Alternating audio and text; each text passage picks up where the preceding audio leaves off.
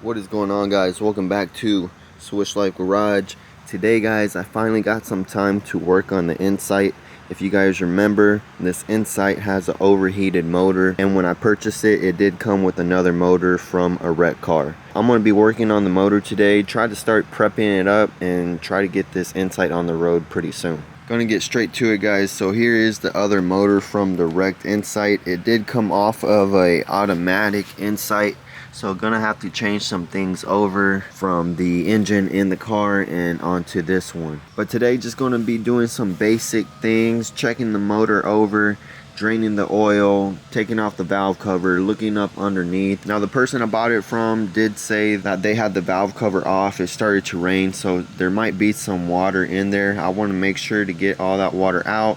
Probably take down the oil pan and take a look and clean up inside, just make sure I could get any sort of water, any sort of grime out of there. I'm going to be using the cherry picker I already have set up here.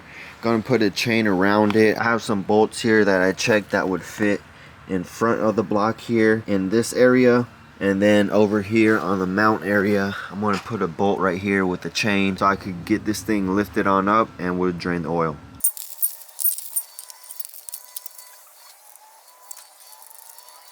Want to make sure you get that bolt all the way threaded down as much as you can. You don't want it just barely on some threads and then you lift the motor and just rip out the thread, and then of course you'll drop the motor. Make sure you get that thing on there.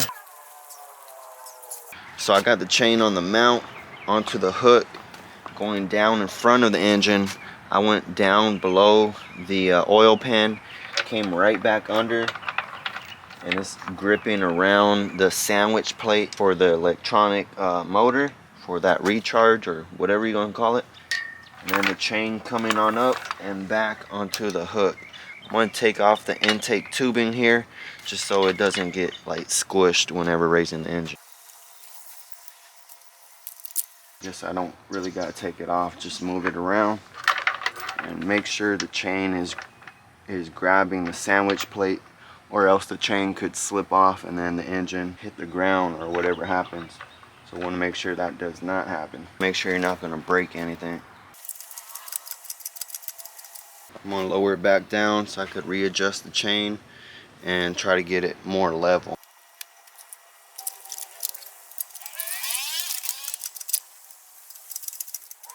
Engine is lifted up. I feel pretty safe with it being how it is. It's somewhat level. It's enough to start draining the oil. Gonna put an oil pan down underneath, and the size it's gonna be is a 17.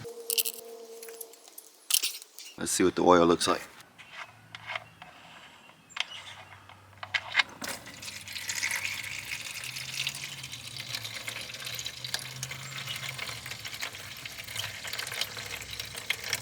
Straight water.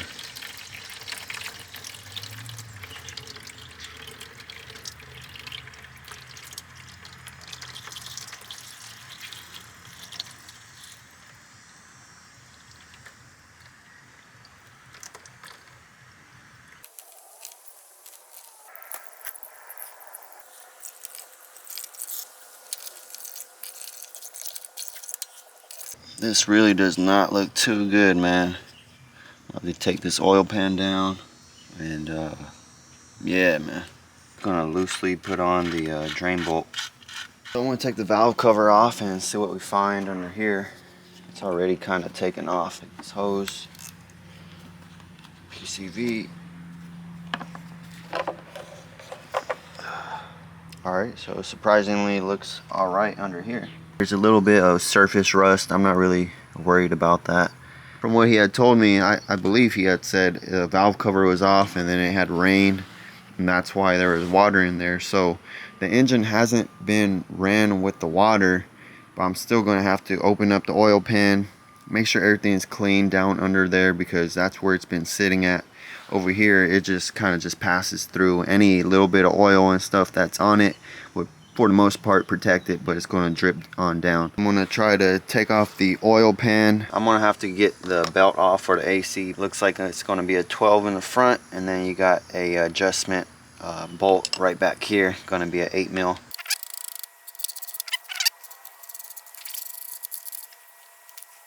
belt is kind of cracked, so this is going to be trash.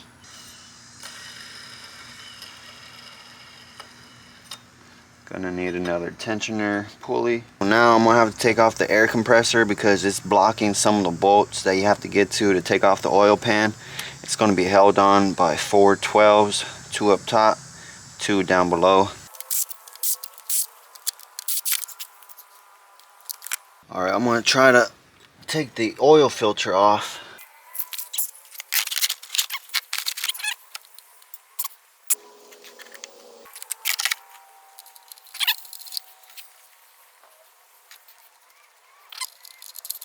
There's a little bit of oil that came out the filter. It looks fine, just like regular oil. So no signs of it running with the water. On the front side on the oil pan, it has some sort of sensor here. I'm guessing the oil level sensor. I'm gonna just take this off. It looks like just being held on by 2 10 mils.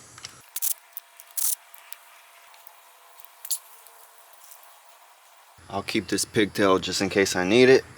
I'm gonna just loosely put on the covers.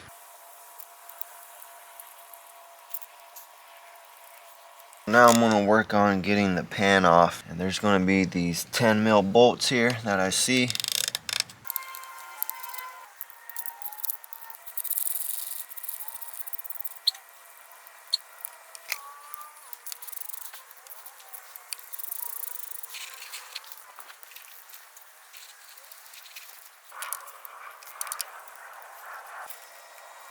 There's 4 10s in the back and then 4 10s in the front, and then as you've seen, the corner one is a short 10. Got those. Now in the front I see about 2 12s, one right here and then one on the other side. So it looks like this is going to have a washer and a nut. This one is actually a bolt. Okay, so there's going to be another bolt over here. I believe it's going to be a 12. It's going to be like right up in here. Try to get it.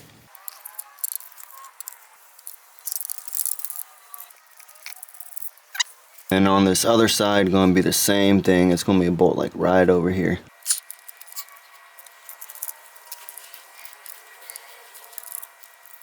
All 3 of the long bolts are going to be the same size, so you don't have to worry about confusing them. And all of the oil pan bolts are going to be the same size except that front corner bolt. So I believe I have all the bolts ready to get the oil pan off. I'm going to lift up the engine. I noticed that there's a hole right here on the head. Possibly I might use that to lift up the engine. I'm going to take off this grounding wire. It's already cut from the harness. Just going to put this on here so I don't forget.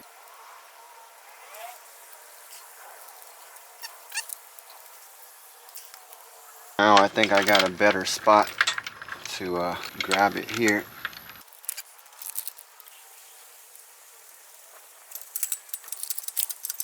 I did notice that I do have to take off the tensioner, or one of the bolts for the tensioner. It attaches to the oil pan. It looks like that's going to be a 12. Bottom bolt is longer. There it is, top bolt and bottom bolt. I believe all the bolts are off. And we're going to get this thing pried open. I almost forgot where the oil filter connects. It has its own little like adapter plate, and on there it has 2 hoses that connects to it, so I got to disconnect them.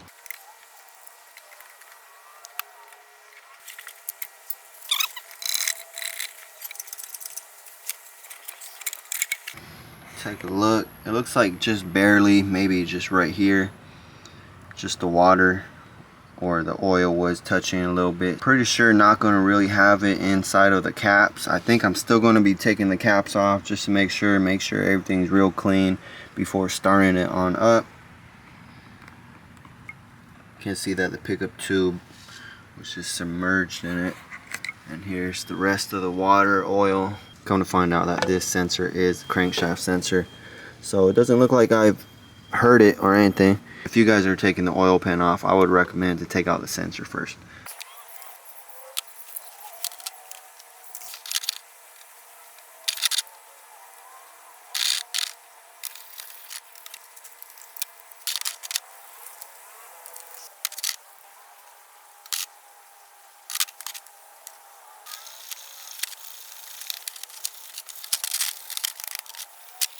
Cleaned up some of those smaller parts and the oil pan, but I did put the oil pan back on here. And I was just taking a lot of time. There's a lot of grease coming off. So what I'm gonna do, I got the power washer hooked up right here.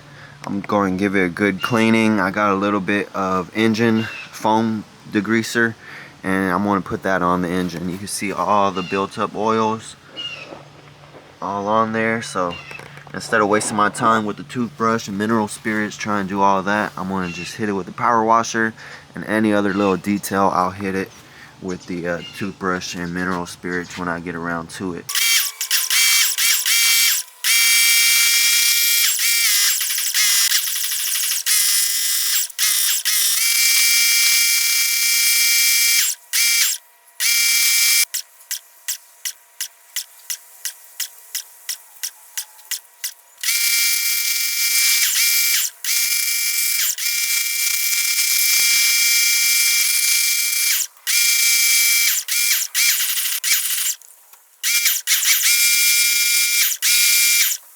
I let the engine dry off a little bit. I did cover up all the holes. If you saw, I had the coils in there. I have the sensor for the crank in there, and I have plastic bags in the exhaust. Another plastic bag over here in the intake, facing backwards. Make sure not get no water in there. And then I had a bag over here where the oil filter goes over. So I'm going to take out the spark plugs, and I'm going to get the bore camera, take a look inside of the cylinders, see what it's looking like, see if there's any sort of water possibly, or rust, anything like that, maybe scratches on the cylinders, just anything out of the ordinary. But if it all looks good, then I just keep moving on. Probably just need to clean up the bottom end of the motor. I have moved this motor a couple of times, so some of the oil has sloshed in there. So even what I saw of the little wetness on the crank might have just been from me moving the motor around. But let me take out these spark plugs, get the bore camera, and we'll see what it's looking like.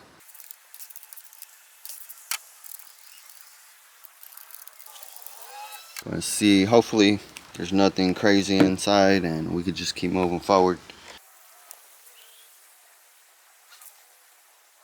I know it's not going to come out on camera here, trying to just look at the screen, but it looks pretty good on this cylinder, cylinder number 3. I could still see the hatch marks on the walls. There's just a little carbon buildup in there, but nothing out of the ordinary. Let me move to cylinder 2. This one has like trash in there. The valve has been open. You see a little rust on it, and I believe that's where the trash came from. A little bit of water in there. Tiny bit. Need to be cleaned out. Cylinder number 1. Damn, this one looks nice. Hatch marks. Alright, so it looked pretty good. Just the number 2 cylinder, since it has that valve open, just has a tiny bit of moisture in there and a little bit of dirt. So I think maybe if I air it out, it might be good, honestly. Other thing I want to do as of now is take off this harness. They just cut the harness to just get the motor out quick. And so it's just being held on by some tins, and I just got to disconnect some of the plugs here. And I'll loosely put the bolts back where they were and just kind of clean it up.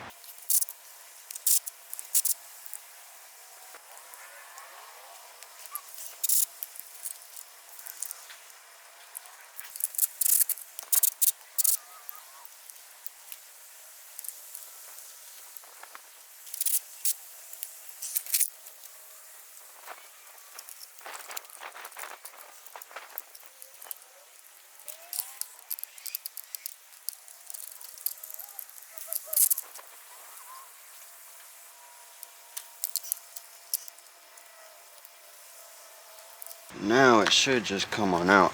I'm definitely going to have to take off the intake and install the engine without the intake into the engine bay in order to get everything plugged up correctly and bolted in right.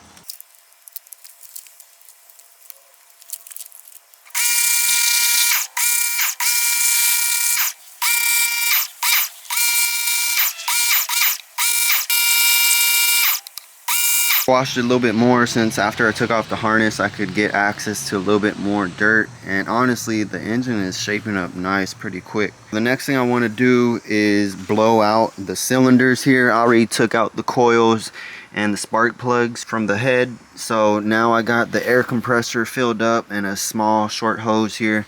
but I'm going to use this attachment to blow some air inside of the cylinders, try to get some of that dirt on out. There was a little bit carbon in these other two, and so I'm pretty sure just those little flakes just going to fly.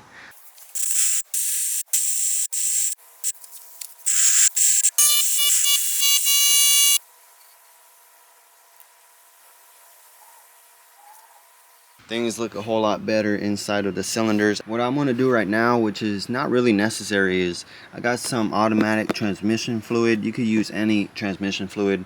I'm going to put it inside of the cylinders from where the spark plugs go in, and that's just so the top of the cylinder is lubricated, and any sort of rust that might be on there is going to really break it on down.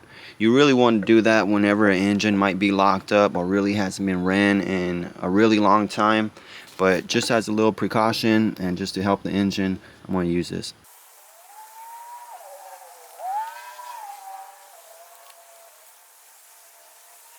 Now I believe I have a pretty good overview on this engine. Again, this is an engine from a wrecked Insight. This one has about 175,000 miles from what I've been told, and the Insight that I have, the vehicle, has 220,000. Everything inside the cylinders look good. The hatch marks are there. Put some automatic transmission fluid, got all the dirt out of there, cleaned it a little bit on up, and the only concern that I have, which now it's not too much of a concern, but how much water came out of the oil pan. So what I'm going to do is clean up the bottom end pretty good, make sure there's no water in there, because I don't want to start it on up. There's water inside the bearings and everything is just rubbing metal on metal. That'll be the next thing I do, along with some other things, just some general maintenance onto the motor. As of right now, for this video, I just really want to get a good overview and a little bit disassembly, just so I could get a better picture on what needs to be done onto this motor. I still need to order some parts, so I gotta wait for that, but for here, this is where I'm gonna leave it. Hopefully you guys enjoyed this video, getting started on the Insight. Pretty soon should be having it inside of the vehicle, so make sure you guys like this video and are subscribed to the channel, because you're going to be seeing these videos come up next. Let me know what you guys think down below in the comment section. As for this video, guys, it's gonna be it. I'm gonna have to catch you on the next one, player.